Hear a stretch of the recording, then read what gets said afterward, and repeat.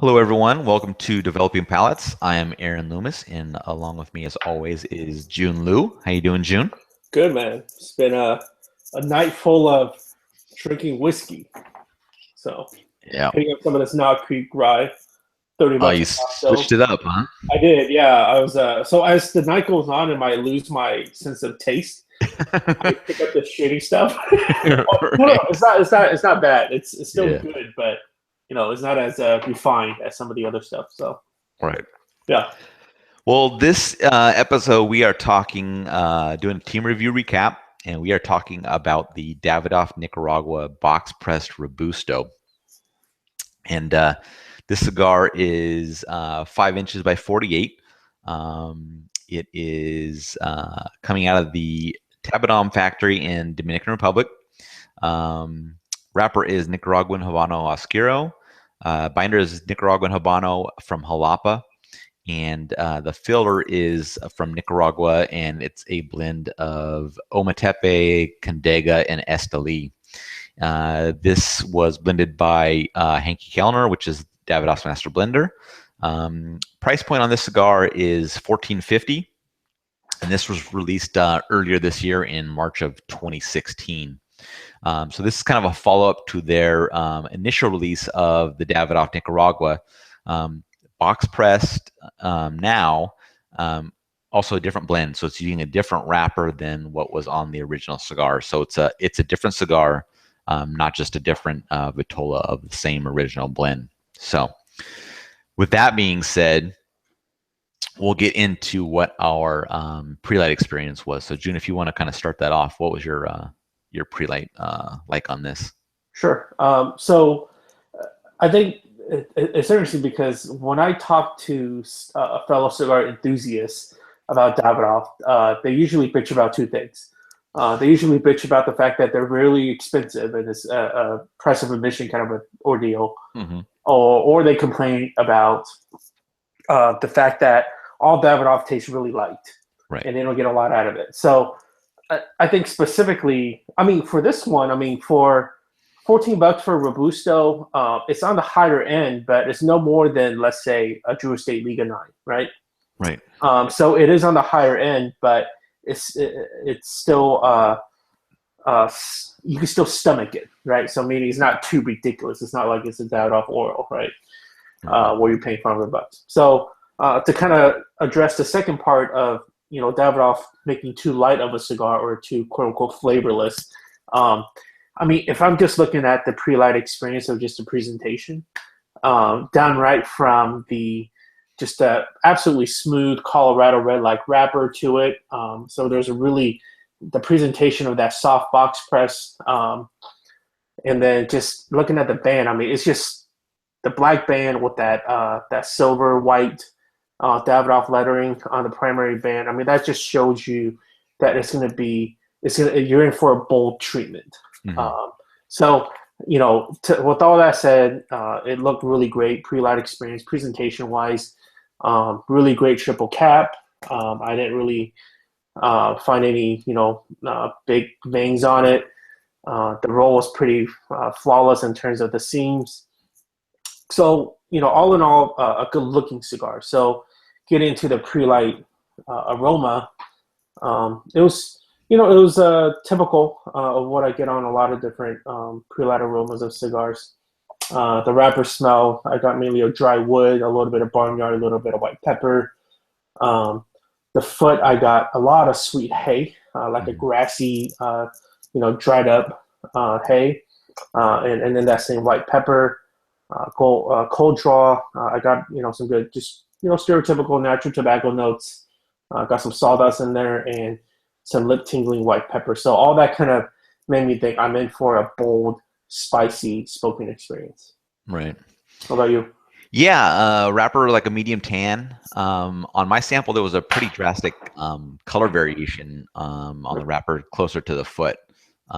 So just like it was, you could easily tell because of how the wrap went. There was a wrap line, a seam, and then like a darker color. So that was kind of interesting. And then there was a couple of obvious veins, and they're pretty easily visible because the wrapper color is a little lighter surrounding the veins, so you can kind of see them outlined on the wrapper. Seams were well blended. So were the caps. There was just the very top cap was lifting on one edge, which is not really that big of a deal because it didn't cause any issues as the cigar went along. Aromas for me, a slightly sweet dry hay from the wrapper itself. And then from the foot, it was definitely a sweeter smell, and it had a slight spice to it. On the pre-light draw, I got a bready characteristic. And also there was, similar to what you had, or it had a little bit of the spice on my lips from that. So, but the bready thing was a little different, as I don't typically get that on a pre-night draw. So that was pretty interesting. So in regards to flavors, first third to final third, kind of take us through what you found. Yeah, just right off the bat, I've got a lot of bold, spicy characteristics. Got a lot of oily white pepper. Got hay, black coffee. I got a pretty dominant note of a sweet and creamy bread, and like a medium charred wood, kind of like, I think about like barrels, and when they char barrels, when I say medium, it's medium charred as compared to something that's heavily charred, and you see in a lot like perhaps like a Tennessee whiskey or a Jack Daniel, right? So that's how it started for me. So first, halfway through the first third, I got an increase in intensity of hay and that oily white pepper. And then that same sweet and creamy bread also picked up. And then I got a new flavor of introduction of a bitter roasted nuts. And on the retro, it was pretty intense. So the retro actually made my eyes a little teary of the white pepper.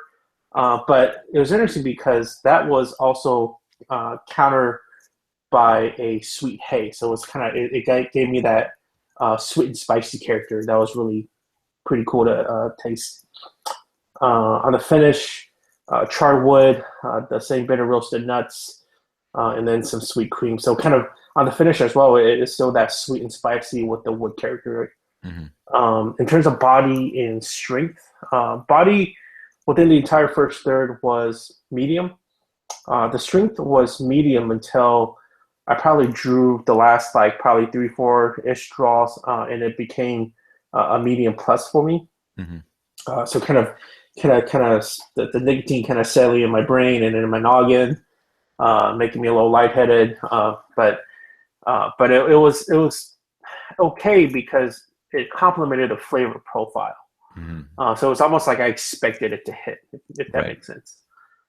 So moving on to the second third, the same charred oak, the same medium charred oak, that sweet, same sweet, creamy bread, a new flavor of baking spice I started tasting as well. So that baking spice that was mixed with the bitter roasted nuts really gave it a really earthy, kind of like a rustic profile that I really enjoyed.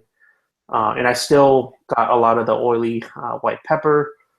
So within the entire second third, still medium body, medium plus strength.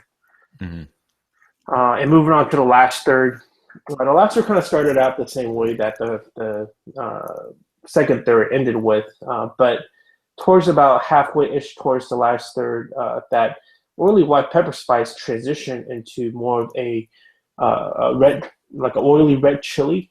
So what I mean by that is, so at a lot of especially Asian restaurants that you go to, and certainly Chinese restaurants, and perhaps some at some Thai restaurants as well, on the condiment side, you see this like thick layer of oil on the top, and then at the bottom you see a bunch of dry red chilies. That's what I'm referring to.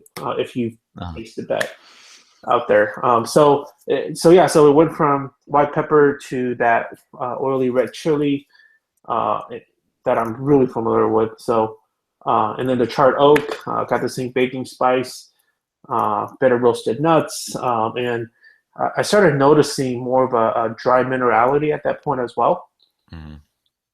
So I would say the entire cigar in general had fairly of a dry profile to me, and not only that, but also the minerality of that dryness. And then within the last few, last inch or so left, I got a noticeable hit of sweet hay Hmm. or like a sweet grassiness, and that took place at the sweet and creamy bread. So all in all, sweet, spicy, woody, bold flavors that I expected to have given the presentation as well as the pre-light aromas.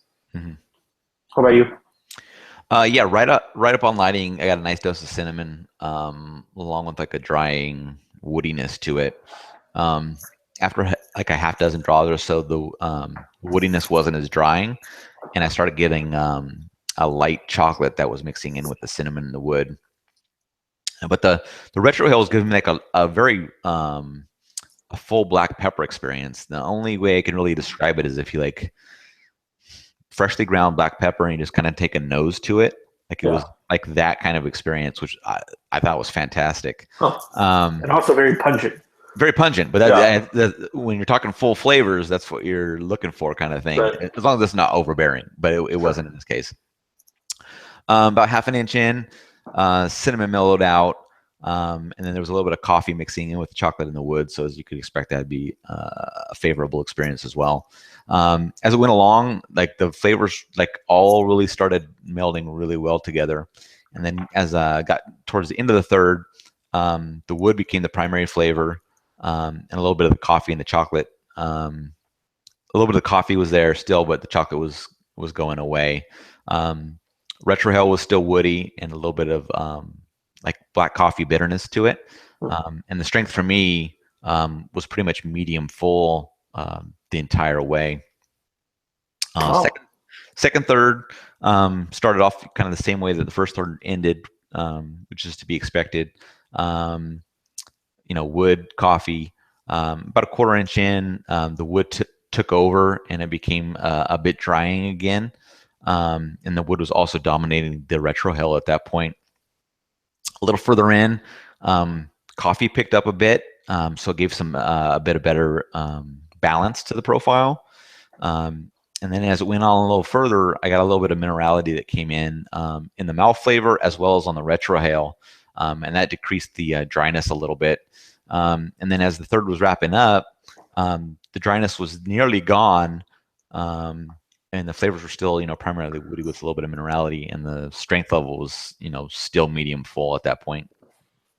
Moving into the final third, I started to get a little bit of the char with the woodiness and a little bit of bitterness again. Um, and then a little bit further in, the bitterness kind of ramped up a little bit. But as it went along, I started to get some sweet cream that came into play, and that completely broke up the bitterness and took away all the dryness from the profile. So it became, very creamy and kind of mouth watering at that point. Nearing the end of the third, a little bit of mustiness came into play, and that's one of the profiles that I typically associate with Davidoff cigars, is that mustiness. And oh yeah. when I'm saying mustiness, I'm not saying it in a bad way. It's actually it's a flavor I enjoy. So it was it enhanced the profile for me. And the retrohale was still creamy, and it also carried some of the mustiness. And it was a really enjoyable flavor for me. But again, I mean, the strength continued at medium full, so the cigar was medium full for me the entire way. Right upon light up, all the way through. So fairly enjoyable there. So getting into the performance, draw, burn. How did the cigar treat you? Burn wise, it's that's where this sample faltered quite a bit. Mm-hmm. So my burn rate on the burn rate, it was great, and I was able to get a good solid hour and a half out of this Robusto, which is typical of how long it takes me to smoke a Robusto. But the burn line at ash is where it really failed. The burn line was really uneven at all times, and it'll just leave off just chunks of unburnt wrapper. Mm-hmm. And the ash was pretty floury and flaky the whole time as well.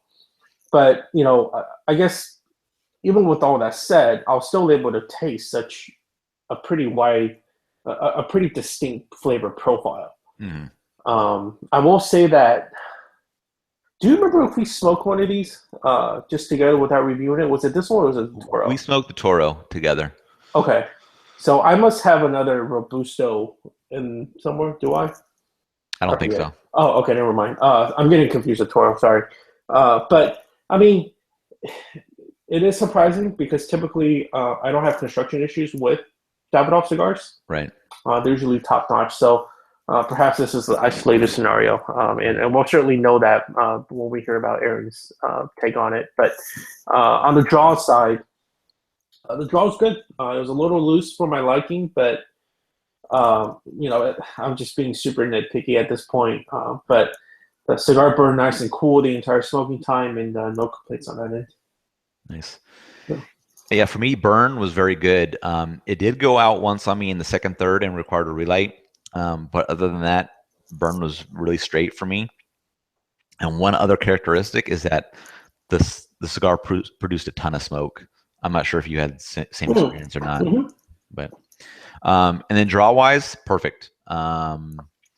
Exactly how I like it. A little bit deliberate so that I can completely meter the amount of smoke I'm bringing in on each draw. So top notch for me. Couldn't have asked for a better draw on this cigar. So overall, what was your experience with this cigar? Going into this, I immediately thought, how do I reconcile this cigar versus the original Davidoff Nicaragua that came out? Right. But knowing that they're different blends, I scratched my head a little bit of thinking, well, why are you still calling it a Davidoff Nicaragua? But I mean, granted, it's called a box press. Right. But typically, it's, when people do that, it's like a sort of a line extension sort of a thing. Mm-hmm. But I still like to, talk about and think about, well, what is the difference between this box press one versus the original one that came out? Mm-hmm. So I guess with that said, I noticed that the box press, and after I smoked this particular sample for review, I smoked a Toro Davidoff Nicaragua right afterwards. Mm-hmm. So it was, fresh in my mind. I thought the box press was noticeably sweeter and creamier, whereas the non-box press Nika, for me, it had more like a tea-like quality to it. Right. But still a very woody profile. So this is definitely the bolder rendition of the box press is definitely the bolder rendition of the two. Right. And I actually prefer this one. So when I factor in the fact that it was just a tasty cigar, the pre-light experience in this scenario, which rarely matches up to the smoking experience for me. And this, it worked very well together. The presentation, the pre-light aroma, the smoking experience, and all that, everything tied really well together. Right. And also when I factor in pricing, which once again we don't factor in for our reviews, but $14 for this Robusto, I thought it was a well-made Robusto. The only thing that really killed it is the burn on this, which it appears that after what you said is an isolated scenario. So yeah, for me the first third was the star of this cigar, and the second third and the final third kind of dropped down a little bit of a peg for me. But performance was great, so that's always a plus on a cigar. And then with the strength level being where it's at, I'm not sure that I would recommend this necessarily to a newer cigar smoker. Pairing that along with some of the nuanced flavors, I think a more experienced cigar smoker would benefit more from this. I just think that some of the flavors are just a little bit, they're not right in your face, but they're very enjoyable because when you can pick them out of the profile. And we were talking about coffee earlier tonight, but I think this cigar would be a fantastic pairing with coffee. no, But saying that with the strength level, I would say that it would be a tough one to do as a morning cigar with the coffee. I just think the strength profile might be a little bit too much unless you had a really big breakfast and this was like a post-breakfast cigar with the coffee. So if you're like an afternoon or an evening coffee drinker, I think this might be a fantastic pairing at that point. But I think with the strength level, it would also hold up to a bourbon or a whiskey or a scotch. So if you want to do it as like an after dinner cigar, it would fit in there as well. I'm in agreement with you. I prefer the box pressed over the initial release Nicaragua. The initial release Nicaragua, I always seem to kind of sense like a staleness to the flavors. This was definitely more vibrant. yeah. So definitely the one I prefer out of the two. So scoring wise, we were pretty close on scores. I gave this a 6.87 and you gave this a 6.27. So pretty close there. Mhm. How do you think the score ranked with your experience with the cigar? It's I mean, I would have probably scored a little higher than you, given the fact that I didn't that the burn was so poor. Hmm. But I mean, it was a solid cigar. I rated it kind of the good rating throughout all first, second, and last third. Whereas typically within a cigar, within especially the last third, it kind of tapers off for me. Right. So no, it sounds reasonable. Sticking with that review and that score. Yeah. Yeah. Score worked out. I think exactly right from my experience. Definitely a good cigar. Like I said, do it in the evening with coffee or a brown spirit of some sort. I think it would be a great pairing there at that point. And like I said, I prefer the box press over the regular Davidoff Nicaragua. So, Mhm. any final thoughts on the cigar? No, good cigar. I'm interested in firing up the Toro and seeing how this and that one differs to this one. Yep, exactly. All right, well, thanks for everybody for joining us. If you're just catching this video on YouTube, be sure to check out the site developingpalates.com for the full written review. Be sure to subscribe to us on YouTube. Follow us on all the social media channels, Facebook, Twitter, Instagram, Google+. We share all our reviews there, so you'll get notifications and things like that. I think that's it. Thank you for joining us. Thank you, Jiunn. Thank you. And we will catch you on the next episode.